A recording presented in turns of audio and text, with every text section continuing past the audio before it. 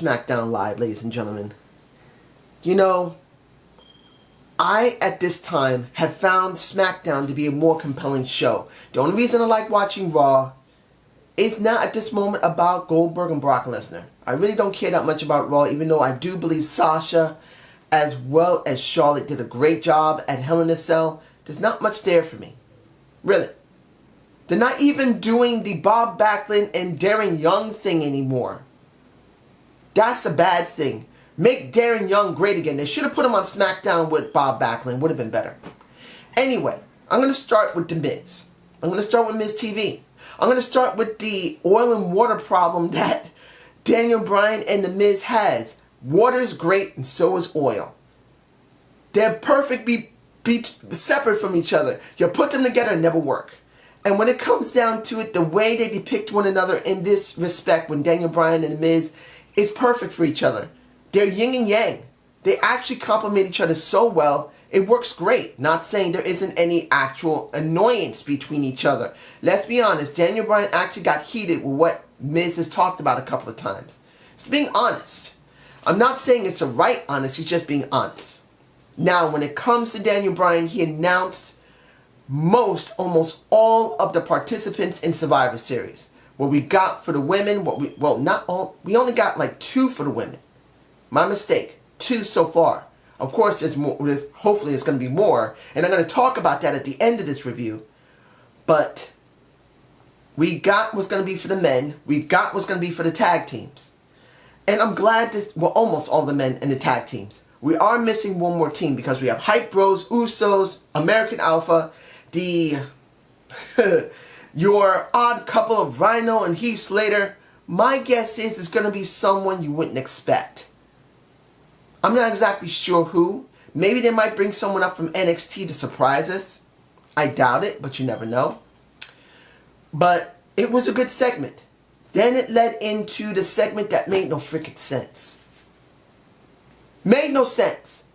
Curt Hawkins versus Dolph Ziggler. When Miz really pissed off Daniel Bryan, he said, you missed your chance. You're not getting your shot to try and get the title now. So the one who's going to be doing whatever the hell he wants is going to be Dolph Ziggler. So Dolph comes out. Daniel Bryan says it's an open challenge for that title. No, it wasn't Daniel Bryan. It was The Miz. No. Who said it was? It was Dolph Ziggler himself. I'm sorry, because it didn't matter. That's the reason I'm being so scatterbrained about it. As much as it sounds interesting, but then you bury someone who just came back, who could have had something very compelling. Look, I'm not a Curt Hawkins fan, but the guy finally gets in the ring with Dolph. He gets his head knocked off, and within 5 seconds, he's pinned. What was the point of all those freaking vignettes if Curt Hawkins had the job like that? Why? It made no sense. And then you now are going to have a Survivor Series, an open challenge to Raw. If you win, you take my title. This is Dolph. This is how much you really don't see any interest in Dolph. I had to really think about that. Because when it comes to Dolph, the WWE has no real interest. They're just throwing whatever goes out there that might be interesting and it does not stick. If you really care about Dolph, strip the title off of him and then put him into the main title scene. I'm not saying he'll be a great champion. I'm not saying he'll be a wonderful champion. He'll probably flop. He's not doing well as an IC champ. What is he doing? Nothing. He's still acting the same way he did 6 years ago. So if you're going to do something different, do that. Why would you make him job or possibly job his title to the other show? I'm just saying. And I know a lot of people are going to say, dude, this is a perfect opportunity for Dolph. He's going to be getting more shine. No, he's not. What shine has Dolph gotten? The only person who's gotten real shine is The Miz. The Miz is more interesting and popular than Dolph Ziggler. I'm not saying that he is a better wrestler than Dolph Ziggler or doing work in the ring. I'm not saying that. I'm just saying that Dolph is not as charismatic as The Miz. I'm just being honest. Now, Becky Lynch and Nikki Bella had a match against Carmella and Alundra Bliss. Did I actually care? No. I care about Nikki Bella having a feud against Ugh. There's no more feud. Now you see why I'm pausing. You had something with Nikki Bella and Carmella, but then you had Nikki Bella finally job her ass out. Now, what do you have with Carmella and Nikki Bella? Nikki Bella's beaten already. It should be that Nikki Bella could have kept losing and kept losing and kept losing because of some type of interference or some type of underhanded dealing from Carmella. That would have been better for her because they would have had a bigger payout at Survivor Series. I'm not a Nikki Bella fan. I like her because she actually worked on her in-ring work. Hell, she used her own boyfriend's or fiance's own move on him. I don't think they're fiancés right now. But you get my point. She decided she's going to add stuff to her ability, and she actually did it. She's worked on her ring work. I'm not saying she's the greatest thing to slice bread. She's not Brian Kendricks. But she has improved. But if you really want to get her over really well, and then eventually take the title off of Becky Lynch and put it on Nikki Bella, you should give her something more substantial. You had something with Carmella, now there's nothing.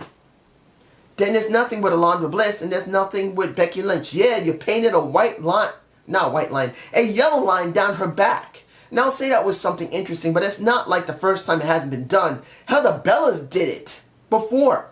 So what's the difference? Here's the difference. You got 4 women who could have had, well, 2 women having a good compelling feud, and 2 women that could have had a third person put in there that they could have built up, and they didn't.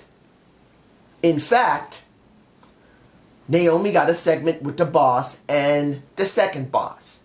The Shane McMahon and the Daniel Bryan. She's now on the women's elimination match at Survivor Series. Why? I'm keeping her face up in front of me because I just want her to get the shine she deserves. Now it's gone, if I didn't already remove it. I want to see Naomi get something done. Naomi has the ability. I hate this. Nicole Beth cares about Naomi. Brittany Johnson, a sweet lady, cares about Naomi. There's several other people who are my subscribers who care about Naomi, who still talk about her on social media, and the WWE noticed by now she has better ring work. That people really like her. Her interest is over, and for what I understand, her merch is moving more than it was before, more than most women. But they're not doing anything with her. I don't get it. I don't. I just don't see it. I know what's the reason, but I just don't see why they would go there. Now, Bray Wyatt had a segment. Randy Orton had a segment. Kane had a segment. All of them had a segment. And now we got something you worry about. Or you're very happy about.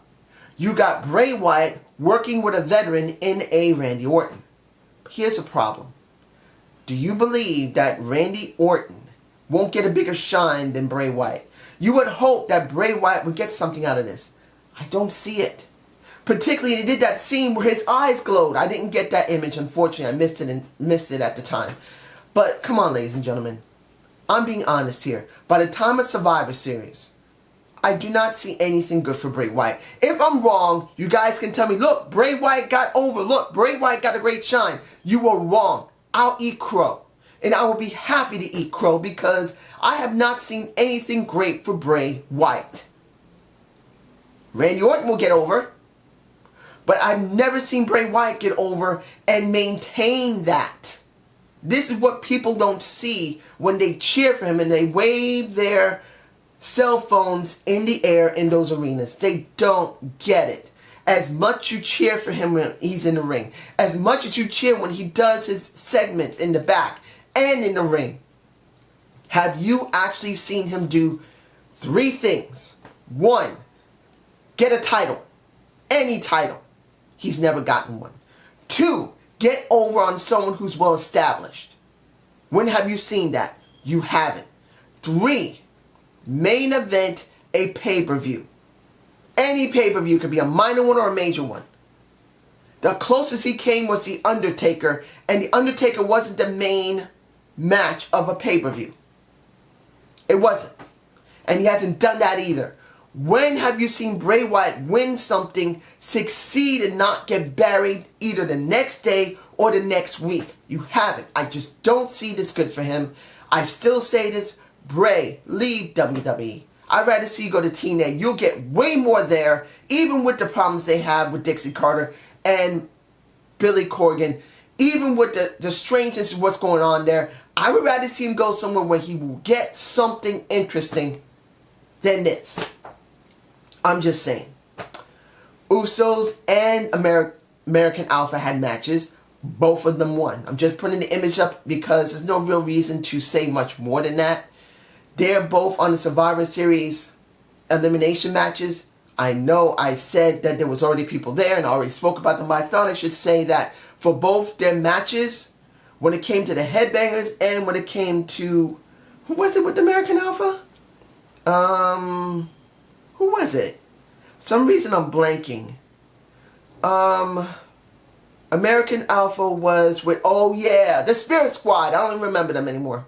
The Spirit Squad got their asses kicked and the Headbangers got their asses kicked. And now Usos and American Alpha look strong and everything. I'll say this about most of what was talked about in the show.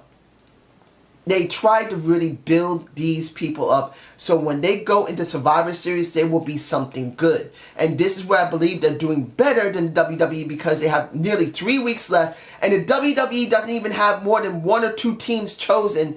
And they have 4. At least you managed to see them. At least you managed to do something with them. How come the WWE has 3 hours and they can't get as much as Smackdown does? How can Raw have 3 hours? They got 3 hours in the main show and you still don't get a lot done. I'm just saying. Let's see, am I forgetting anything? If I'm forgetting anything, oh, almost forgot. Baron Corbin got a vid pack. Morgan, my friend, he got something he deserved. He got one hell of a nice vid pack. As the Lone Wolf, as the Easy Rider, as the, well, like a Hell's Angel, an Easy Rider, not Easy Rider, why am I saying Easy Rider? That means he's not tough. In America, you want to be considered one of the toughest people, you're a Hell's Angel. He's like a Hell's Angel. He kicked ass. Well, let's say the Hell's Angel from the 1960s and 70s. Compared to the ones right now that are super tame, 2 point, they can still headbang. But that's what he gave the feeling of. And I'm really happy to see that for him. And he is on the Survivor Series 5-man elimination. I am happy about that. So the last thing I'm going to talk about is the final match of the night. Andre, please tell me something, my friend. I know AJ's getting prominent time. He's closing the show on the second show of the WWE. I'm happy for him. I'm ecstatic that AJ Styles is getting prominent time on the second show. And hopefully he'll transfer back to Raw and he'll be at the main show. But what is this? I can't believe that they're still doing this with James Ellsworth, whatever his name is. This is like midget wrestling, but there's a problem here, ladies and gentlemen. I've said this before and I say it again. The person who's getting screwed here is AJ Styles. Because when it comes down to it, they're jobbing him out. They're joking him out. And he makes the World Heavyweight Championship look weak. What does this mean? They're going to have a match at Survivor Series? No, unless they're going to do double work for AJ at Survivor Series because he's on the 5-man elimination match at Survivor Series. So what does this mean for an AJ Styles? Does this mean he's going to have to do a job before? I'm not saying give up his title. I'm just saying he's going to have to do his match before Survivor Series. Doesn't he deserve to defend his title at Survivor Series? Does he have to be in a 5-on-5 elimination match? How come he's got to be in a 5-on-5 elimination match and probably Seth Rollins might not be? Because Seth Rollins is not on the 5-on-5 elimination match. At least not yet.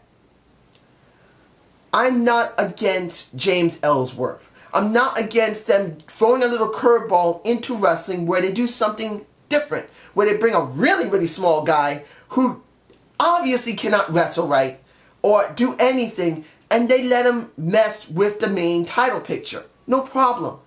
But under the situation that AJ Styles has gone through, he went through John Cena, he didn't really get that far. He's worked with Dean Ambrose, he was okay for a little while, but then he got a little bit buried. And now he's being he's being buried badly because of what's going on with this James Ellsworth skit. I'm not a total fan of it. It still makes me laugh to a certain extent, but I'm not a fan of it because I know what's really going on. They're devaluing the title and they're devaluing AJ Styles. You guys tell me why I'm wrong, because this is how it feels to me personally. I'm not saying AJ is the best wrestler and all-around performer. He's not. It's not because he's a small guy, and if he was a large guy, it's not because he's a big guy. He's a great wrestler. He's a great performer, but he's not the be-all, end-all. But let's be honest here, ladies and gentlemen. This is all we got.